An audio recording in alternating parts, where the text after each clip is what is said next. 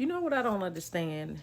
Um, why are a lot of women out here really overzealous when it comes down to men or being in a relationship? You know, the first relationship that you need to be in is the relationship with yourself. How can you be in a relationship with anyone else if you can't stand to be by yourself, to be alone by yourself, to give yourself that quality time that you're needing in order to know when it's right? Because not all the time it's right for you to be in a relationship. A lot of people out here just getting in relationships all willy nilly, they just trauma bonding. And when the trauma bond has ended, when you begin to prepare and heal yourself, there's nothing else left in that relationship because the only thing that you all was holding on to was the trauma that you both experienced so you could relate. But when you put that work in and you start healing, and other people, the other person may start healing, and the other person is maybe at a stagnant phase in their life, they become resentful and then they start thinking that you feel that you're better than them and all of that. And it's not that. It's just that I'm in my healing phase now. I'm in my healing stage. And I know that trauma got us together. But if you're not going to be willing to work on your trauma in your healing stage, as I'm working on mine, so we can grow something that's new, a new phase in our relationship, it's not going to work. And people, like so many people, and I'm talking to the women here, but men do it too. I am talking about date yourself, know who you are, take yourself out, do things by yourself. I've always done that, like by myself. And then nowadays they think that it's a flex when they say, oh, you just mad because you ain't got nobody. Let me tell you something. I have never had a problem with getting any man. Okay, never, ever at all. If anything, they can kind of like overstimulate me sometimes because it be so many in my face. And I have really good discernment. So that's never an issue. It's because I'm working on a lot of things in my life and I want to be where I want to be, and I don't feel that I'm there at this moment. And anything else to me would probably be a distraction, especially if you're not on the same path that I am. So I don't like my time wasted nor my money. You know what I mean? Even though I don't spend money like that on men or whatever, but I'm just saying my money, because sometimes people get in relationships and they can't deal with it, and it affects their work ethics. It affects how they make their money and all of that. And I just don't have time for that. But I've seen so many people that, let relationships just take over them completely. And that's not the way it's supposed to be. That's not the normal way it's supposed to be. So don't be afraid to be in a relationship with yourself, to know your worth. And when you know your worth, your boundaries would not weaken. You would not, dumb down yourself in order to make that person feel better about themselves. That's not your job. That's their job to put the work in to make themselves feel better about themselves, right? So people need to stop saying, "Oh, that's why you ain't." It's not a flex. It really isn't, because I'm gonna tell you, when I think back and at this big age of 52, baby, when I think about the stuff that I did when I was younger, no, no, no, no, no more. Do you understand? I'm not going through that anymore. I've been there. I've done that life. But I can tell you something. Women, you are the prize. We need to get back to that, because I'm gonna tell you, a man have like zero tolerance. Go ahead and cheat on him. See what happens. Okay?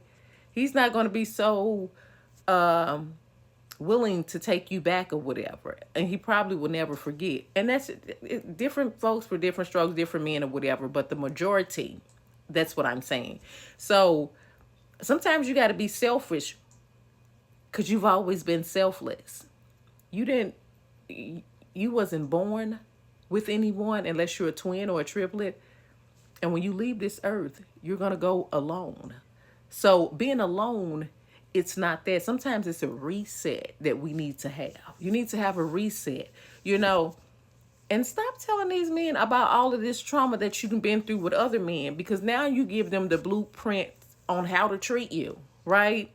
Well, if she let so and so do it, then I can do it as well. Stop being so vulnerable. You should never get into a relationship when you are at your most vulnerable. Heal first. And then that way, you know your worth, you know what you are willing to take and what you're not willing to take, because you have done the self evaluation of what it is that you need to get to so you can go out here and have a healthy relationship the next time. Because a lot of people don't know what they're doing because they've never been in a healthy relationship. You would definitely know when you are in a healthy relationship. You have to set boundaries or whatever. You have to have standards for yourself. And I'm not telling you to have standards that's all the way out to the wazoozy or whatever, but to have standards for yourself. And when you have standards for yourself, you won't allow foolishness to come into your life. And another thing,